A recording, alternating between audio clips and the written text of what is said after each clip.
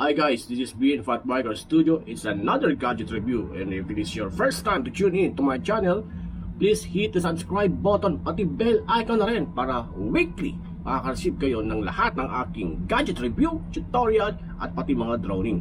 Okay, may mga nagtatanong, ano bang mga tama at swak sa budget ng mga lighting na pang-match sa ating mga vlogging camera? Kaya ito, meron tayong i-unbox ngayon.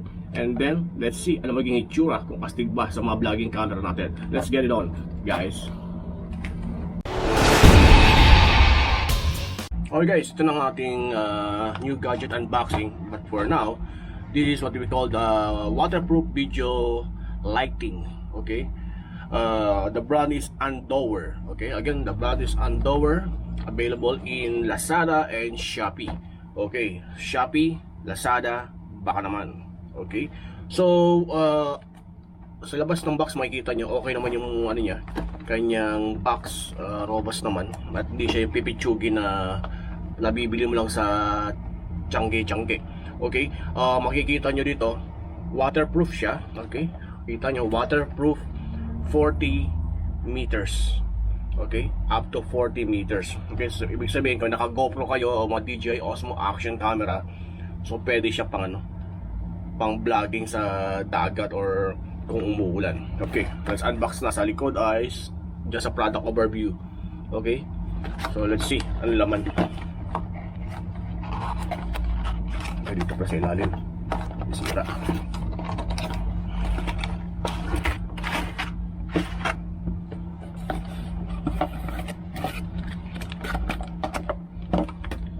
Okay, ito ang laman ng box. Okay, tanggalin natin tong box na to. Okay, so first is makikita nyo kagad ay ang user manual, Chinese version and English version.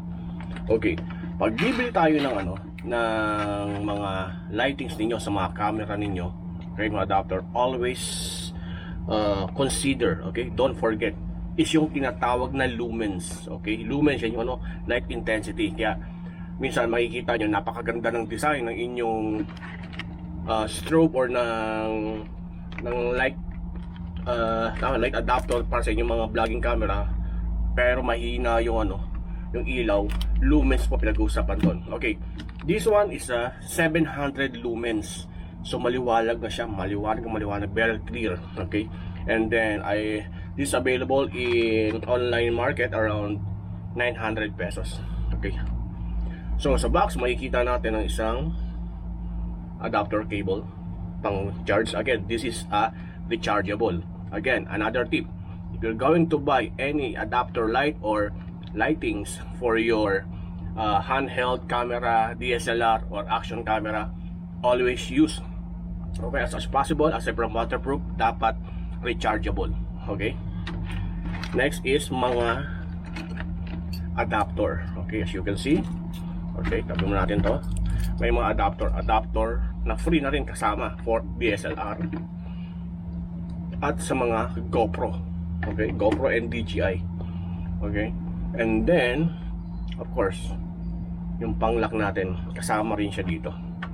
And lastly, ay di pa ba lastly, at ito ang mga kaganda nito, kasama na rin at free ang ilang mga filters. Okay, kung masyadong maliwanag o light background ang kailangan nyo lang, so don't use any filters. But if you would like some background like brownish na lighting, medyo pale na lighting, at gusto nyo kulay violet or pink yata to, so merong mga kasamang mga filters, libre at hindi siya pipitsugin, magandang klase, for only 900 pesos. Okay, eto na. So ito yung ating Andoer. Okay, Andoer vlogging light or video light. So waterproof, makikita nyo waterproof siya, very tight seal siya. At makikita nyo dito, if I'm not mistaken, meron siyang 20 LEDs. Okay, tapos maganda pa yung nasa gilid niya na reflector. So that support the 700 lumens, maliwanag na po yun. So if you have some time to buy a handheld or vlogging lights, no, at least siguro mga 500 lumens pataas, maganda na, para suwabe, para kahit gabi maganda ang vlogging ninyo. Okay, bakit siya sabing uh, waterproof siya, no? First is, makikita nyo dito, eto, okay, yan yung lock, buksan nyo, ayan yung battery, naka-enclose pa, at andito po yung, kita nyo ba, yung charging. Okay, at makikita nyo rin, talagang ang daming rubber sealant, so pang waterproof talaga siya. Okay, so sa gilid, ito yung mga adapter sa ilalim at sa ibabaw. Okay, so papakita ko sa inyo ang B-roll mamaya na paano ba ina-apply ito, kung ano ang itsura. Okay, but I will use this, definitely use it to my DSLR and to my vlogging action camera sa aking mga DJI and GoPro. Okay, and dito ang switch. Okay, itong switch is, first is unang ilaw, steady light. So yung steady light, and then medyo lower light. Okay, and then yung SOS light. So makikita nyo maliwanag talaga. And then the off. Okay, that's all. So yan yung ano, no, yan yung laman ng ating itong box na to. Okay, so tara, ikabit na natin to sa ating vlogging camera at nang makita ninyo anong itsura sa DSLR pag nakakabit, and then anong itsura kapag nakakabit sa mga action camera. Okay, let's get it on, guys. So guys, no, so ating sa DSLR, so this may Canon, nagkabit natin sa pang-vlog o sa mga outside shoot. Okay, so ito yung ating adapter for the lights, okay, pang DSLR, which is free na rin. Okay, at itong Andoer waterproof video light. Okay, so kabit muna natin ito. Okay guys, ito na, no, so naikabit na natin yung ating Andoer vlogging lights, no, atin using the free adapter na pang DSLR. So kita nyo, astig ang forma. Okay, ang ganda. Okay, good for photoshoot. Okay, now subukan naman natin anong magiging itsura kapag nakakabit sa mga action camera o yung mga handheld camera natin na ginagamit pang vlog sa labas, kagaya ng GoPro or DJI Osmo action camera. Okay, tara, ito na.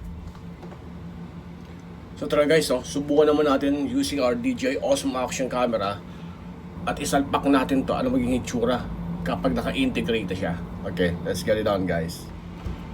So guys, ito na, nakakabit na yung ating ilaw, okay, sa ating action camera pang vlogging, plus yung ating tripod. Okay, so makikita nyo, paganda na ito, adjustable lahat.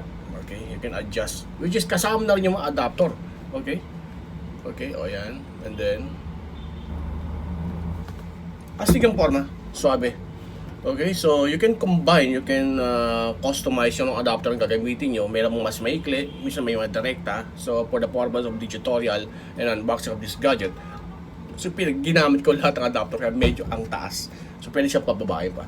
Okay guys, hope you like this quick unboxing and gadget review sa ating waterproof video lights. Okay, sa ating mga vlogging camera. And again, please, baka nakalimutan nyo, subscribe, hit the bell icon para next week magkikita ulit tayo.